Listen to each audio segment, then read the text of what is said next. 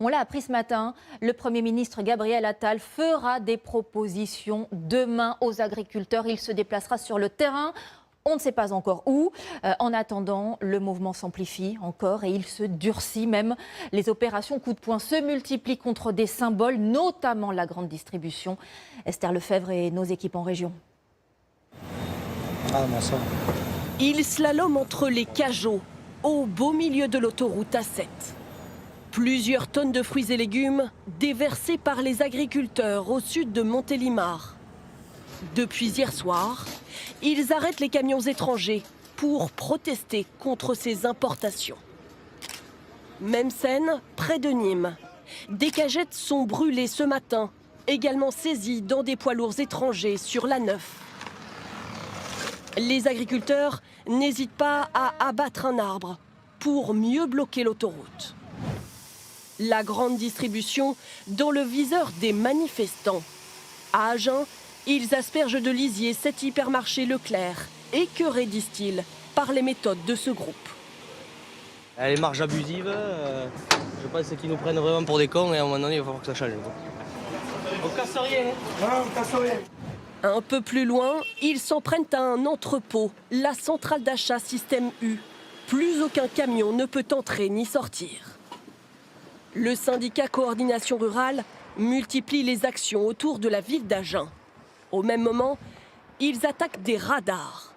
Une action illégale qu'ils assument à visage découvert. On n'aime pas faire ça. Mais quand quand on s'exprime, on n'est pas entendu. Le plus violent, c'est pas ce qu'on fait nous. Le plus violent, c'est ce qu'on nous impose à nous. Près de Lille, sur ces images, ou encore aux portes de Toulon, le mouvement ne cesse de s'étendre. Partis du sud-ouest, des blocages ont désormais lieu dans toutes les régions de France. Partout, des symboles sont visés. Autre exemple hier soir, cette permanence parlementaire d'une députée insoumise à Guéret. À l'intérieur, son équipe se retrouve emmurée, bloquée par une montagne de lisier. À l'autre bout de la France, à Lorient, un dépôt de carburant est bloqué ce matin devant nos caméras.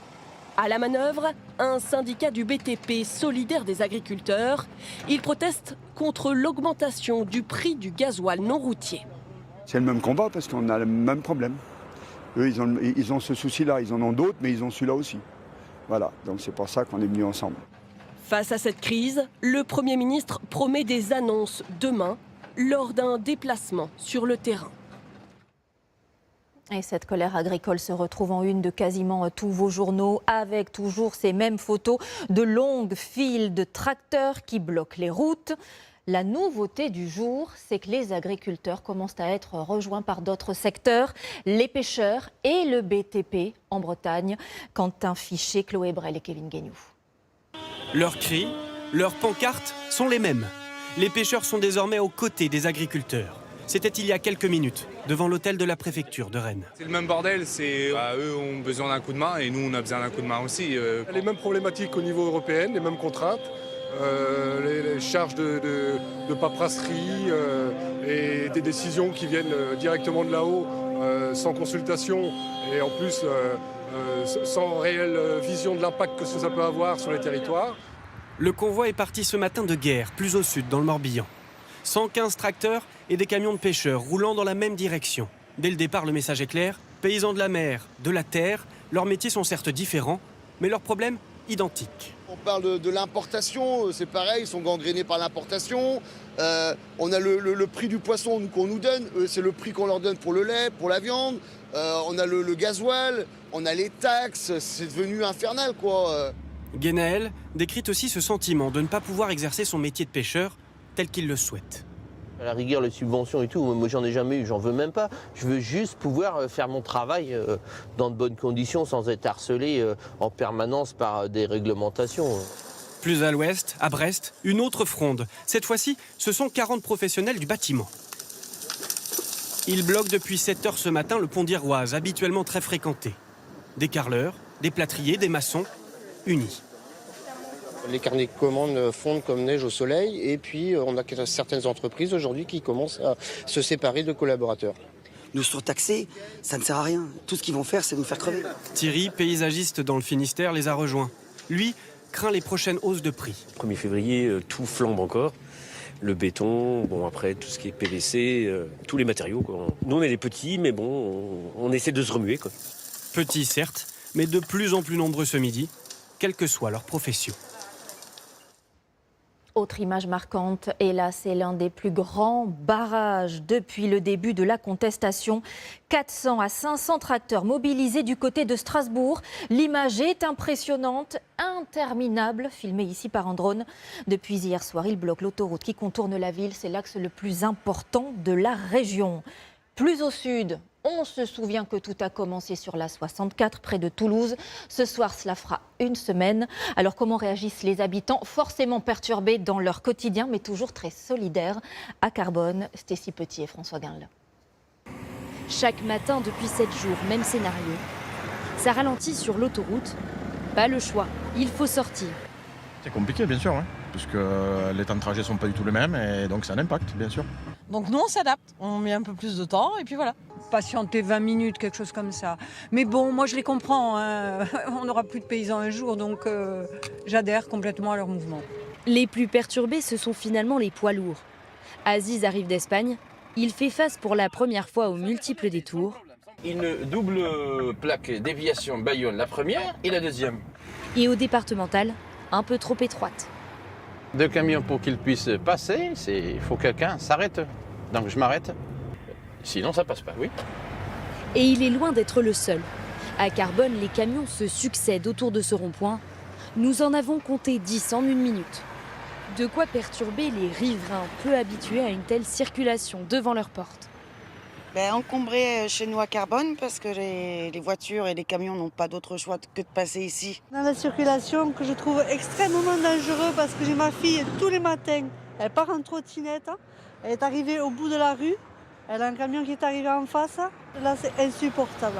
Pas question pour autant d'abandonner les agriculteurs dans la commune, on les soutient par un geste simple du quotidien. Des poires françaises. Voilà, qui sont excellentes pour la santé. Je les soutiens puisque je consomme leurs produits. Je vais à la boucherie. C'est français, là. Hein. C'est du coin, justement, tout ça. C'est pour ça que je viens toujours ici. Parce que c'était que nous font vivre, quand même. La mobilisation sur l'A64 n'est pas prête de faiblir. Le gouvernement rappelle qu'il n'empêchera pas les blocages.